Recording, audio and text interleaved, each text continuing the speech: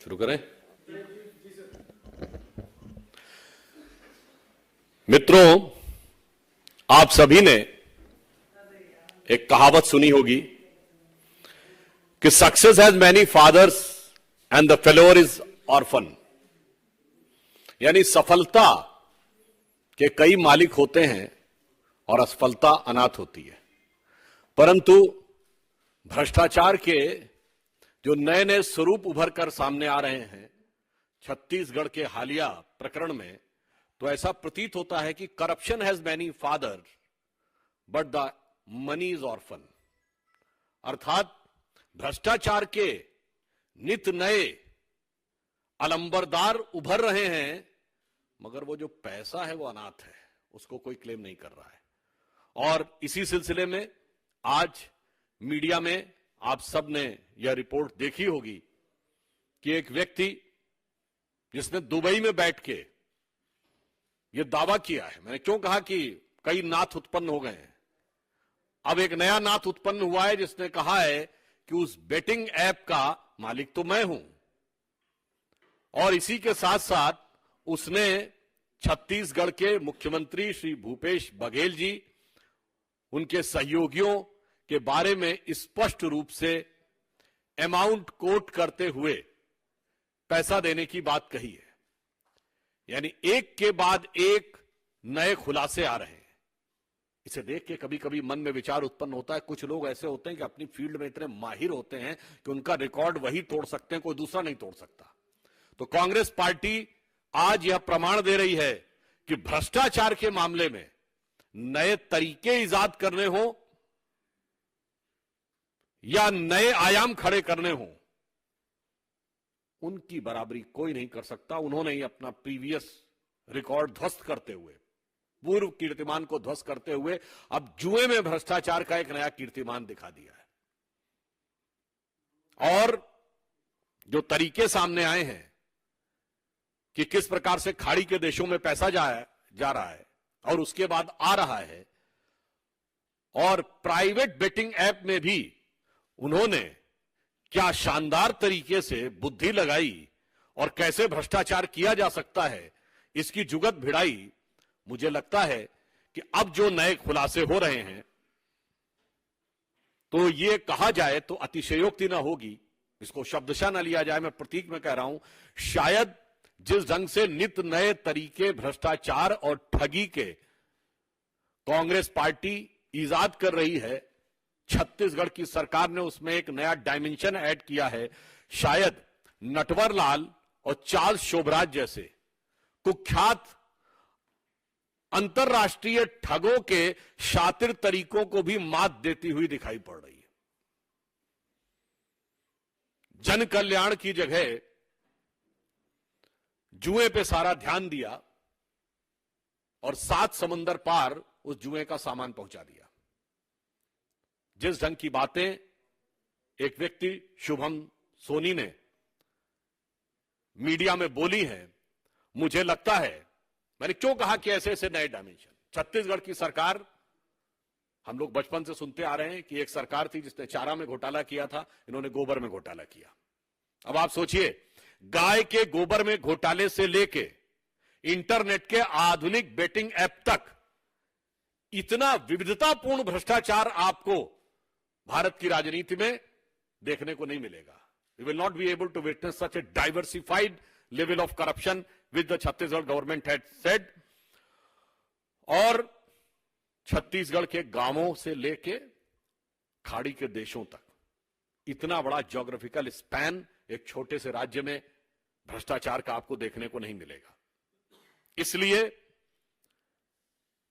छत्तीसगढ़ की जनता बहुत साफ साफ यह बात समझ रही है कि सरकारी जुआरियों को अब दूसरी पारी नहीं मिलनी चाहिए। और महत्वपूर्ण बात यह है कि पैसा विदेश कैसे गया और विदेश से कैसे आया, जांच एजेंसियां जांच कर रही हैं। पर ज्यादा गंभीर बात यह है कि पहले तो भ्रष्टाचार को उस निचले स्तर तक लाना कि जुए का पैसा प्रयोग करना, और उसके बाद खाड़ी के देशों में पैसा जाना और खाड़ी के देशों से पैसा आना। मुझे लगता है कि अब भूपेश बघेल जी और राहुल गांधी जी दोनों के पास अब कोई चारा नहीं है। उन्हें साफ साफ सफाई देनी होगी कि ये पैसा कहां से आया। ये सवाल हम नैतिक और राजनीतिक आधार पर पूछ रहे हैं। I am asking this question on the moral and political ground. As far as the legal ground, the agencies will do their own work.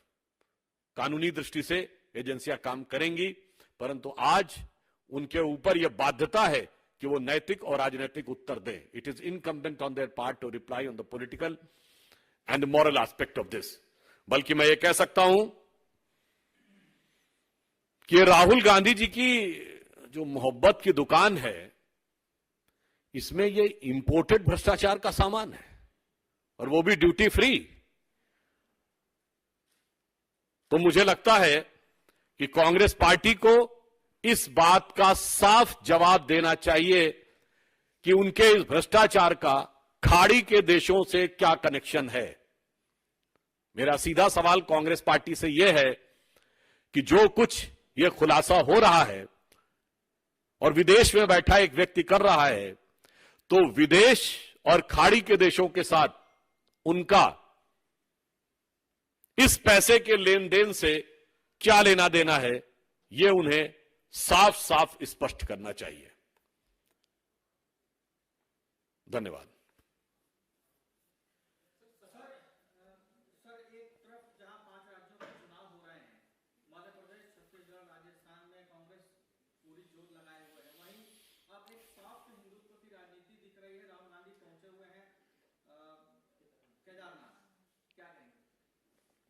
देखिए, ये सॉफ्ट हिंदुत्व नहीं है, छद्म हिंदुत्व है। This is not soft Hindutva, it is the pseudo Hindutva.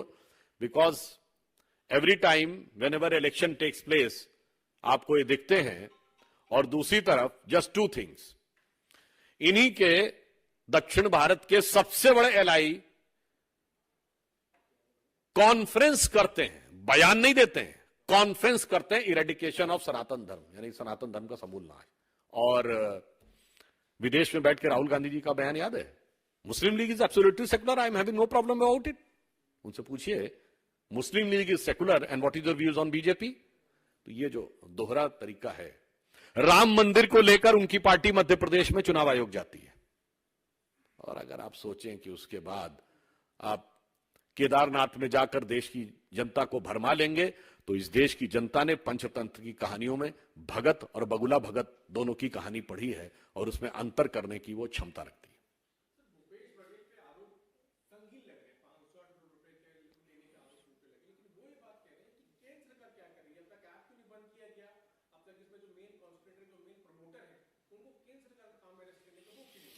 देखिए, केंद्र सरकार इसमें, देखिए जांच एजेंसियों का काम है, यद्यपि बहुत टेक्निकली तो वही बता सकते हैं। विगत करीब करीब 1 वर्ष से यह कार्य चल रहा है, 2022 से। और अब जो जो तथ्य प्रकाश में आते जा रहे हैं, वो कैसे प्रकाश में आ रहे हैं? मेरे विचार से एजेंसीज की सक्रियता होगी, और जहां जहां तक वो पहुंच रहे होंगे उसी के आधार के ऊपर यह तथ्य प्रकाश में आ रहे हैं, और उसके अनुसार जो विधि सम्मत कार्रवाई होगी वह एजेंसियां करेंगी। परंतु मैं पुनः कह रहा हूं, यहां विषय विधिक नहीं है, यहां विषय नैतिक और राजनैतिक है। Here the question is not constitutional और legal, the question is moral and political. Congress party इस आधार पर अपने नैतिक और राजनीतिक उत्तरदायित्व से बच नहीं सकती।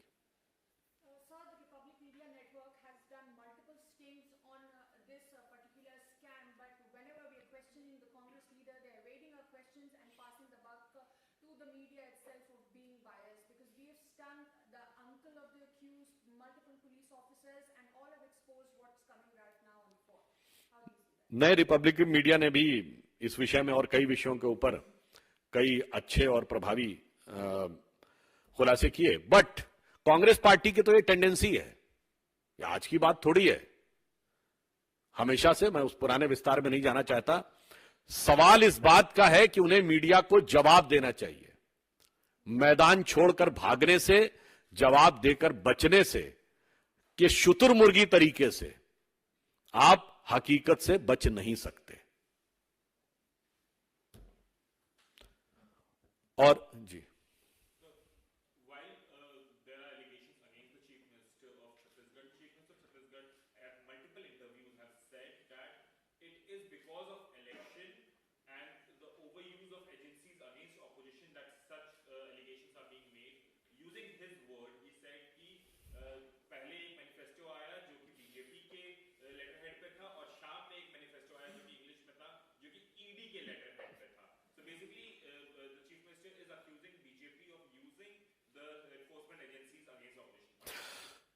बहुत अच्छा प्रश्न आपने किया है।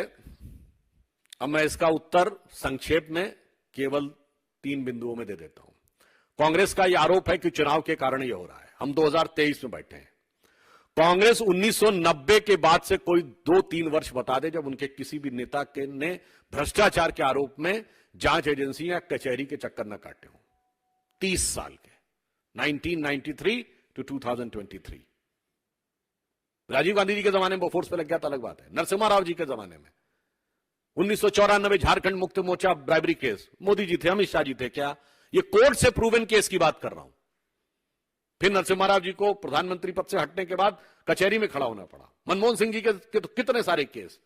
इवन विनम्रता से कहता हूं कि जिस मुद्दे पर कांग्रेस के अध्यक्ष से अधिक शक्तिशाली 2 नेता, अध्यक्ष जिनकी छाया मात्र है, राहुल गांधी जी और सोनिया गांधी जी, जिस मुद्दे पर जमानत में हैं वो कोर्ट के द्वारा है। 2013 अक्टूबर का मामला है, नेशनल हेराल्ड केस, हमारे जमाने का नहीं है। इसलिए इनके ऊपर भ्रष्टाचार के जो केसेस हैं ये सदा सर्वदा से रहे पिछले 30-40 सालों से। लालू प्रसाद यादव जी 97 में जेल चले गए थे, आप 2014 की बात कर रहे हैं आरोप की। और एक और बात कह दूं, ये विदेश से पैसे का मामला हमेशा कांग्रेस पार्टी के साथ ही क्यों जुड़ जाता है? आज खाड़ी के देशों में बैठकर एक व्यक्ति शुभम सोनी यदि कांग्रेस के पार्टी के मुख्यमंत्री या बड़े नेता के साथ 508 करोड़ रुपए की बात कर रहा है, उनको लगता है कि ये चुनाव की वजह से पहली बार हो रहा, तो मैं याद दिलाना चाहता हूं ये विदेश में बैठ के जितने भ्रष्टाचारी हैं, वो क्रिश्चियन मिशेल हो, वो गाइडो हैशके हो, वो ओटावियो क्वाट्रोची हो, या वोल्कर रिपोर्ट 2007। भैया 1987 से लेके 2014 तक हमेशा विदेश में बैठा हुआ कोई भ्रष्टाचारी जो पैसे का विनिमय करता है, पुनः कह रहा हूं, ओटावियो क्वाट्रोची 87-88, उसके बाद Guido Haschke, Christian Michel 2007, Volcker report. भैया सब जगह से आपका कनेक्शन निकलता है। तब चुनाव हो रहे थे क्या? भारतीय जनता पार्टी थी क्या? या मोदी जी अमित शाह जी का कहीं राजनीति में स्थान भी था क्या?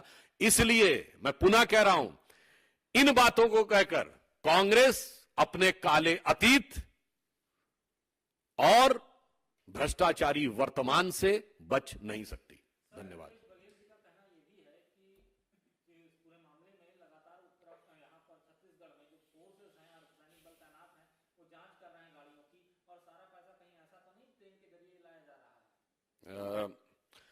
मतलब पहली बार आपको ऐसा लगेगा कि कोई सरकार अगर पैसे की जांच हो रही है तो उस पे विरोध कर रही है, तो आप समझ सकते हैं जांच की आंच कहां तक पहुंच रही है। मुझे लगता है आप सब लोग प्रबुद्ध पत्रकार हैं और देश की जनता से भी कहूंगा जरा अनुसंधान करें और ये बताएं कि कब ऐसा हुआ है कि सरकार ने कहा है कि चुनाव के दौरान काले पैसे के लिए गाड़ियों की जांच नहीं होनी चाहिए। मुझे लगता है ये बयान अपने आप में पर्याप्त है कि जो आरोप लग रहे हैं उनके अंदर कितना यथार्थ है।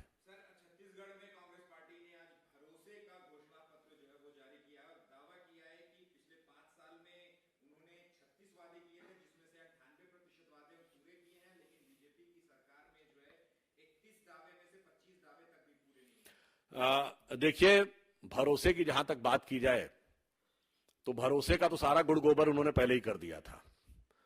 तो मुझे लगता नहीं है कि जनता उनके ऊपर भरोसे के लिए है। तो सिर्फ छत्तीसगढ़ का ही एक घटना बस बता देता हूं। छत्तीसगढ़ में ही खड़े होकर 2018 में राहुल गांधी जी ने उस तेवर में बोला था ना, बस 1 2 3 4 5 6 7 8 9 10 दिन में किसानों का सारा कर्जा माफ होगा वरना सीएम बदल दूंगा।